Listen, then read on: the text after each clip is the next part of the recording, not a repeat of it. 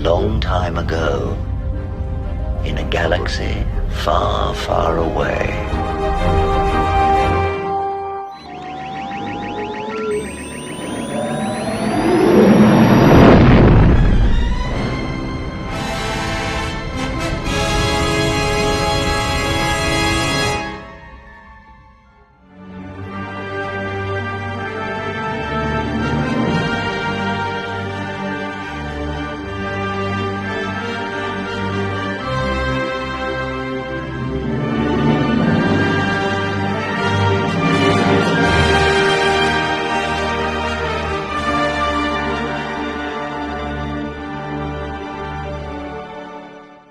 So this is a historical preface. This is Pyrrhic, the king of Iger'S, and one time also the king of Macedonia. He was one of the heirs to Alexander the Great, and he led Iger'S in several battles that he won against the ever-expanding Roman state in around 300 BC, 290 BC, right around there. Anyway, the victories that he had against Rome, the nascent Roman Republic, were meaningless. He wasted his finest troops on this and on these victories and came away basically empty-handed. Okay, now, that's not to say his tactics weren't studied by people like Hannibal Barca, but, it goes without saying that in the end, he still lost. He was a Greek king and statesman of the Hellenistic period. He was king of the Molossians, the royal Aegeid house. He became the king of Iger'S. He was one of the strongest opponents of early Rome, had been regarded by one of the greatest generals of antiquity, and several of his victorious battles caused him unacceptably heavy losses, hence the term Pyrrhic victory. And that term Pyrrhic victory has been something that people use probably without knowing what it really means ever since Pyrrhic walked on Earth. There are times like when you walk around and you look at history, like even the death of Osama bin Laden. Okay, fine. It was a quick political fix for, I think, probably a floundering Barack Obama. And it helped him win. Just like the battles in Iraq and Afghanistan kind of helped George W. Bush. But in the end, they were meaningless, okay? And hurt the United States worse than it helped. Now, Bob Iger, in the proxy battle, looks like he's going to be able to have his two candidates sit on the board. But at what cost? I am adding the Deadline article, and I really want you to read it. Because it looks to me already that the rest of Hollywood is looking at him as damaged goods. Because the succession issue was probably, in their minds, not mine, I don't give a shit about who comes after, the biggest problem Iger had. And, people are saying that maybe Nelson Peltz should have talked about that. But to me, ignoring everything that Iger did wrong, and it's not just the succession, it's his lack of leadership and his allowance for people like Kathleen Kennedy, Kevin Feige, the wokesters at Disney Animation, to run amok and chase away the audience. Okay? To me, I look at the people in Hollywood saying, you have to know who your audience is. You can't just put your shit in everything and expect people to want to see it. This is why you fail. This is why Disney has failed. Okay? And the idea that they don't understand that or are ignoring that. Even in this article, says a lot about the fact that Disney is still behind, or Hollywood itself is still behind the eight ball. They know DEI and ESG doesn't work. However, instead of lobbying the state of California to not force diversity codes onto movie sets and TV sets, so they can actually hire people that are worthwhile, that are actors and actresses, directors and writers that are merit based and really good at what they're doing. It is basically their independence and creativity has been demolished by Hollywood's need to virtue signal.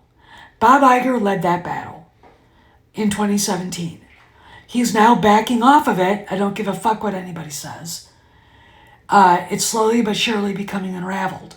Now, it's 2024, and still a lot of woke goop is coming out, including The Acolyte. Again, Iger had to choose which had hurt Star Wars and Lucasfilm worse, a Rey movie no one wanted or The Acolyte. He chose The Acolyte. Choosing to put The Acolyte on Disney Plus probably had twofold. First of all, the investors that invested in The Acolyte probably were like, we really want to see this up there because I'm not going to even say it. Second of all, you can put it up there, leave it on for a couple of months, and then disappear it. No one's going to notice because no one's going to watch it. Okay. Second of all, in the end, it won't cause as much damage as the Rey movie. Okay, so that's why this is going on now. That's why they did this. But how does it work with the proxy war going on and the very skinny, scrawny, probably victory by plurality of Iger's board?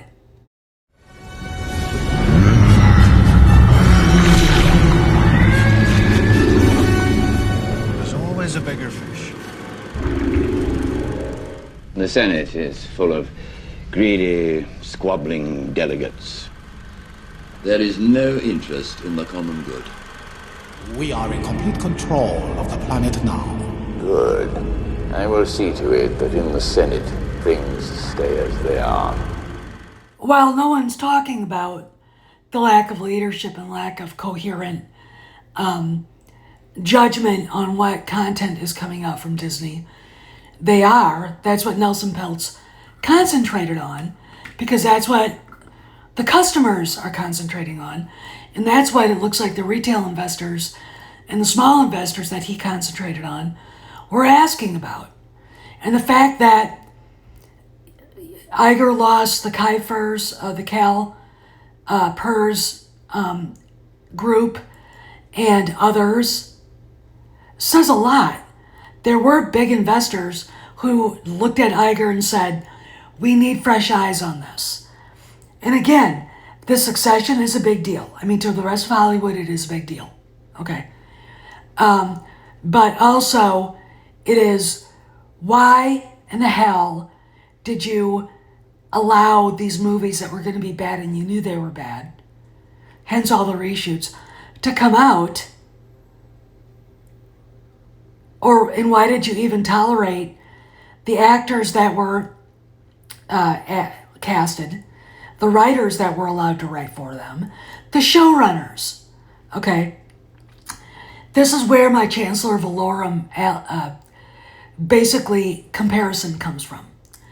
At the end of this, while Iger gets his 2 board members on the board of directors, it leaves him battered and bruised and weak. Kind of like this guy in The Phantom Menace, Chancellor Valorum. Hence, Pyrrhic victory. Pyrrhus won a bunch of battles against the Romans, and yet didn't win the war. Okay. And eventually, Greece succumbed to the Roman expansion and became part of the empire. Okay, which kind of makes sense if you look at the fact that they were so well connected in what they believed in and how they lived, etc., etc. All right. But for Iger, this just looks bad. Okay, this just looks weak. And, you know, a lot of people are looking at him going, why don't you just let Peltz and Rasulo on the board? I mean, that's my opinion. Yet here we are wondering out loud what's really going on, and we know it. Okay, it makes Iger look scared. It makes him look weak. It makes him look too egotistical and self-centered and hubristic to actually fix the problems that Disney has beyond making himself look good. Okay, that's not really the way you lead a company. There has to be, you know, in the Catholic terms, some humbleness and some meekness, where he's neither humble nor meek.